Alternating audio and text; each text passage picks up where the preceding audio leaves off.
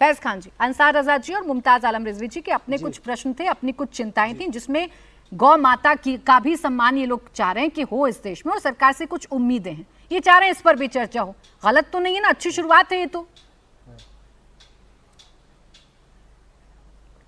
अच्छी शुरुआत है, बहुत अच्छी बात है। ये शुरुआत हमने की है, कई सालों से की है। उस वक्त ये लोग हमको काफिर कहते थे, मुनाफिक कहते थे, गोबर खाने वाला, गोमूत्र पीने वाला कहते थे। लेकिन प्राची जी, ये बहुत बड़ा प्रेरणा है कि हम अपने मार्ग से टिके नहीं। जो लोग हमें गालियां बकते थे, आज वो खुद कह रहे हैं गौ माता राष्ट्र माता बनाओ। इसलिए अंसार रजा साहब की बात पे मैंने ताली बजाया। और सचमुच चाहते हैं गौ माता राष्ट्र माता, तो कल 26 मई 2026 को शाम 5 बजे हनुमान वाटिका गौशाला, आसफ अली रोड, दिल्ली में हम संदेश देंगे, गो की कुर्बानी नहीं, गोदान करो। गो माता को गुड़ चारा खिलाएंगे, और बीफ पार्टी नहीं, काउ मिल्क पार्टी कल शाम के 5 बजे हम हनुमान वाटिका गौशाला में करेंगे। हम सहमत है इस बात से। प्रधानमंत्री नरेंद्र मोदी जी अविलंब गो माता को राष्ट्र माता घोषित करे, और टीवी में नहीं कर रहे हैं, कल कार्यक्रम करेंगे, आके अटेंड करना। 10 लाख मुसलमानों के हस्ताक्षर करके राष्ट्रपति को हमने 2010 में दे दिया, प्रणब मुखर्जी को। जब आप गाली बकते थे हमको, गोमूत्र पीने वाला, गोबर वाला कहते थे, हिंदू हो गया है, काफिर हो गया है। आज मौलाना अंसार रजा खुद काफिर हो गया है। कल तक मेरे को गाली बकता था कि ये गौ माता की बात करता है, आज खुद काफिर हो गया। गौ माता राष्ट्र माता, हम अपने लक्ष्य से नहीं डिगे। मौलाना अंसार रजा जैसा कट्टरपंथी हमारे पीछे आया, हम अपने लक्ष्य से नहीं डिगेंगे। तो ये शरिया के नाम पर जो बोलने दे भाई, सुन लीजिए, ना तो आपकी बात स्पष्टता से आएगी, ना ही मोहम्मद फैज खान जी की आएगी। मैं आपको पेन पेपर दे देती हूँ, लीजिए, मेरे पास है। वो जो बोल रहे हैं ना, आप काउंटर लिख लीजिए और उसके बाद बोलिएगा इत्मीनान से। मैं आपसे कह रही हूँ 2 मिनट में काउंटडाउन लगवा दूंगी, सिर्फ आप बोलेंगे, कोई नहीं बोलेगा। तो कम से कम उनको बोलने दें। ना आपकी बात आएगी, ना आपका कंसर्न आएगा देश के सामने, ना इनका आएगा। अब थोड़ा रुक जाए, बोले फैज खान जी। मैं केवल यही कहना चाहता हूं, ये थोड़ा सा कंफ्यूज है।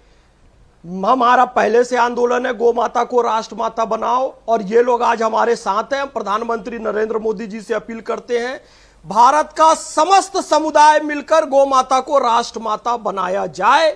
और कल हम हनुमान वाटिका गौशाला में शाम के 5 बजे गौदान का कार्यक्रम रख रहे हैं। बकरीद में कुर्बानी नहीं, गौदान होगा, बीफ पार्टी नहीं, काउ मिल्क पार्टी होगी। ये गाय को गुड़ चारा खिलाया जाएगा। और एक बात फिर से स्पष्ट करना चाह रहा हूं, ये सपा के प्रवक्ता साहब कंफ्यूज कर रहे हैं बार बार।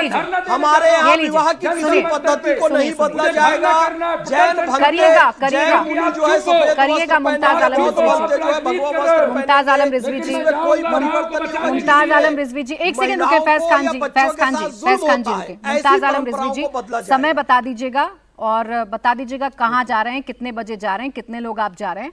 वो धरना जब आप करेंगे तो जरूर दिखाया जाएगा कि आप गौ माता की कितनी चिंता कर रहे हैं। और मैं यही आपसे जानना चाह रही थी कि सवाल सिर्फ फैज खान जी से क्यों, भाई आप भी चिंता करिए, आप भी सवाल पूछिए सरकार से, और अच्छी बात है आप सवाल पूछ रहे हैं। और बार बार जब आप बीच में बोलते हैं ना, बार-बार जब आप बीच में बोलते हैं मुमताज आलम रिजवी जी, तो मैं आपको यही समझा रही हूँ, ना आपकी बात समझ पाएगा देश, ना फैज खान जी की समझ पाएगा। इत्मीनान से, शांति से समझिए। अंसार रजा जी भी तो सुन रहे हैं ना, वो भी इंतजार कर रहे हैं अपनी बारी का। मौलाना अंसार रजा साहब, सरकार अपनी नियत मंशा सब तो बता रही है, कह रही है भाई जो मसौदा है नहीं उस पर पहले शक क्यों कर रहे हैं?